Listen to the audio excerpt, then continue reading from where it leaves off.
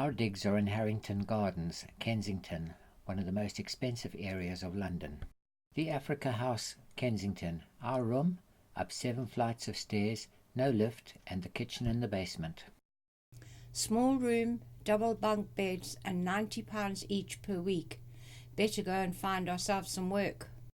Avenue of Autumn Leaves in Hyde Park. Kensington Palace, home to the late Princess Diana, is off to the left. This is the first time we realized that swans could hold their wings in such a regal manner. My turn to pose in front of the colours of autumn. Leaf confetti. The colours of the leaves were from palest of beige right through to deep orange and brown. It was so beautiful. Queen Victoria had this monument erected to her beloved Albert. With my Peter Pan, my husband, at the Peter Pan statue, Hyde Park, London. Next to the Serpentine in Hyde Park, caught having a smoke break. A distant view of the London Eye. When I first saw it, I was rather disappointed, as this didn't seem to fit in with the skyline of London. Now I think London would look strange without it. I started work unboxing trucks for Marks and Spencer's. I could move 4,000 boxes a day for my £40, so a penny a box. Antonia the florist and my guide in the floral department at Sainsbury's flagship store in Cromwell Road, London. Standing next to our display at Fulham, our temporary home while our own store was being refurbished.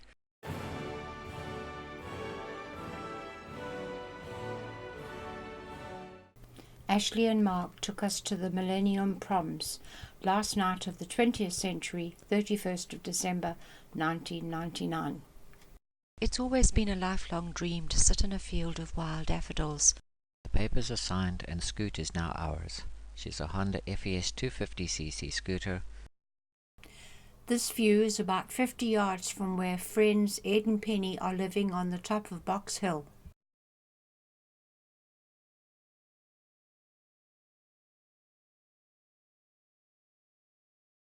Putney Bridge on one of our many trips through to work in London. A kaleidoscope of colours in the Thames at night. It's one aspect of photography I do enjoy. This is one of Randall's great fun trick photographs. It's actually composed of 3. One of the 2 of us with a camera set, one of Big Ben, and one of just the clock. We did try and get the Big Ben chiming, but there was just so much traffic noise at 9 o'clock at night. It was unbelievable. Houses of Parliament all lit up. Westminster Cathedral, scene of many royal weddings and funerals. More English tranquility on a canal outside Farnborough. Windsor Great Castle, one of our first trips on our new scooter. The Queen is in residence as the Royal Standard is flying. The rectory at Cobham has been continuously occupied since 1437. People must have been really short in those days. I'm only 5'2", and I could just get through the door. The water race leading to the water-driven mill at Cobham. Note on the right the fish ladder, as this is a trout stream. The watermill at Cobham. It's only open on one Sunday a month, and by pure fortune, the day we were down in Cobham, it was open. Centuries of use by pack horses and carriages have created these deep-sunk roads. Leith Forest in Surrey. This was one of 2 particularly gnarly trees that we saw, and he just asked to be photographed.